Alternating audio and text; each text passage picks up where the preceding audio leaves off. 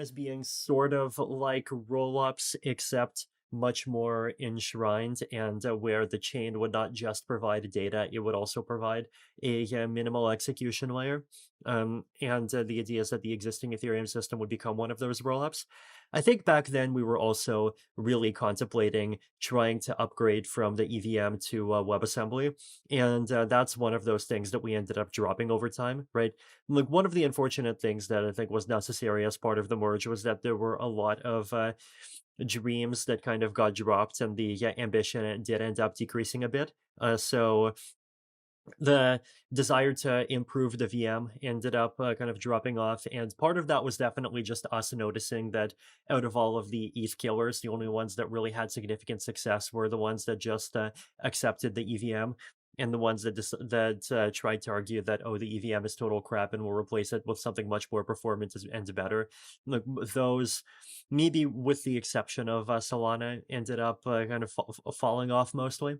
Um, there's obviously the question of like just how many other things we could use the merge as an opportunity to reform, and I think we did manage to reform some things, but a lot of other things did manage to like basically stay as they are. I mean, like right now, the Ethereum clients are still processing the pre-merge chain, right? And there was a desire, I think, to use the merge as a reset opportunity and allow Ethereum clients to not have to process that history. And I think that still will happen with EIP 4444, but that's something that we're going to have to wait a bit longer for. So there's just a lot of these little things on which the ambition of the project decreased a bit, but it slowly turned into a more and more realistic thing. And then, finally we settled on a design, and we even settled on a very simplified design for the merge, and then we went for it.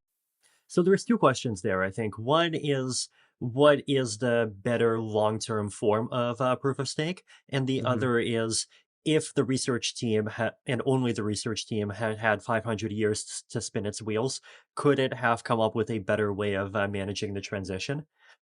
So for the first question, I think the answer is like, no, we are currently very far from what a truly optimal Ethereum proof of stake would look like, right? And, recently we've been having these discussions about single slot finality, which is just a big redesign of the consensus. There's all of these designs around like Merkle trees and different ways to implement sharding, and different ways to implement deposit and withdrawal logic and all of this stuff. So still a lot of improvement work to go, and I think we do still have the opportunity to keep working hard over the next few years to make that improvement actually happen. But then on the question of was the merge as it was done the best way to do the transition, I would say maybe yes, maybe no, right? So I think if I could like give myself a research time capsule back to 2014, I probably would have said, um, don't bother with the Casper FFG design and instead implement a simpler version of chain-based proof of stake first, and so that you can move to that in like maybe around 2018, and then like properly improve proof of stake later on a more relaxed schedule. Where like I do think that we set ourselves goals that were a little bit too high for the proof of stake that we moved to for the first round, and we even ended up not accomplishing some of those goals, right? Like there's a lot of these security issues that arose from the specific design of the Casper FFG system, in the way that the LMD Ghost and Fork Choice side and the BFT consensus side like interact with each other. And that's one of the bigger things that we're going to have to resolve with a single slot finality change.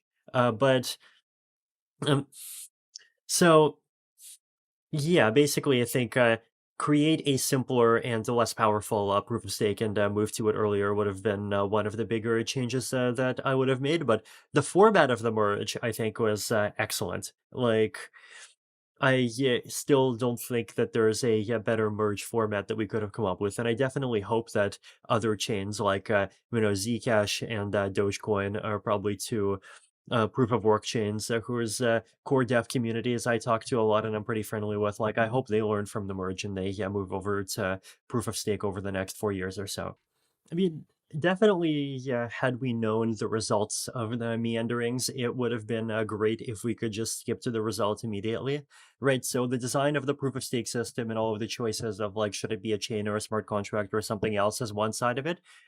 The other side of it is the layer two scaling roadmap. Like I think Optimism and Arbitrum could have been finished and fully trustless by now had we known from the start that rollups are the way to go. And we had not spent as many resources kind of going down the state channels and plasma rabbit holes. Like, I think going down those rabbit holes was useful from the point of view of like inventing 10,000 ways not to make a light bulb. And I do think that state channels make a lot of sense in some specific use cases, but I definitely think that we made a false step in like at first really hoping that that would be the way that Ethereum applications would scale in general. And then with Plasma, like there was this hope that we could find some way to generalize it, but that ended up just not working. And then 2 years later, I think we ended up learning that like, well, actually pretty much nobody wants a scaled Ethereum that's just a payment system. Everyone who's in Ethereum already wants something general purpose. And so there's no point in making even a rollup unless it's a general purpose one. Hmm.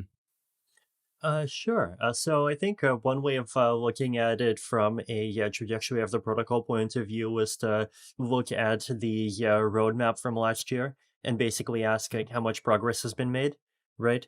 So if let me just Google this now and let's check Ethereum roadmap on Google Images, and I'm sure it'll be up there. There it is. Click, click.